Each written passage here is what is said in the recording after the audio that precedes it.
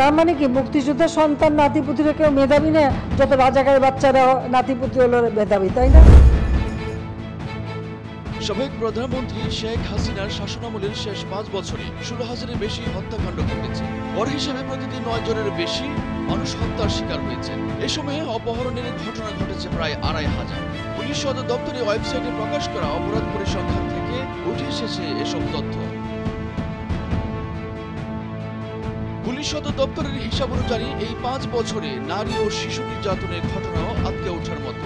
2019 থেকে 2023 সালের ডিসেম্বর পর্যন্ত খুন ও অপহরণের পাশাপাশি ছিনতাইয়ের অভিযোগ মিলেছে 9,955টি, আর ডাকাতির মামলা হয়েছে 1,064টি। প্রতিবেদনের বিষয়ে পুলিশের সাবেক মহাপরিদর্শক নুরুল হুদা বলেছেন, মাত্রাতিরিক্ত শক্তির ব্যবহার দেখা গেছে বিগত সরকারের সময়। এর সঙ্গে নীতির কোনো সম্পর্ক নেই। গদি টিকিয়ে রাখতে আইন শৃঙ্খলা বাহিনীকে খেয়াল খুশি মতো ব্যবহার করেছে হাসিনা সরকার। তাতে অপরাধ বেড়েছে হু হু করে। মানবাধিকার কর্মী নূর খানের ধারণা, মামলার নথি ঘেটে যে পরিসংখ্যান মিলেছে বাস্তব অবস্থা ছিল তার চেয়েও ভয়াবহ। তার ভাষ্য, গত 5 বছরে যে পরিসংখ্যানটি পুলিশ দেখাচ্ছে সেখানে সব ধরনের অপরাধী মানুষ মারা গেছে।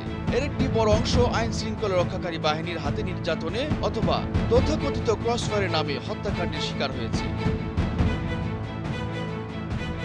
নূর খান বলেন, এই ধরনের মানবতা বিরোধী অপরাধের যেন পুনরাবৃত্তি না হয় সেজন্য বিগত 15 বছরে সংঘটিত সব অপহরণ, নির্যাতন ও গুম খুনের ঘটনার তদন্ত হওয়া উচিত। অন্তর্বর্তী সরকার কিশোর গ্যাংয়ের বিরুদ্ধে ব্যবস্থা নিলে সামাজিক অপরাধ কমে আসবে বলেও মনে করেন তিনি। আসাদুজ্জামান বুলেট, ভোরের কাগজ।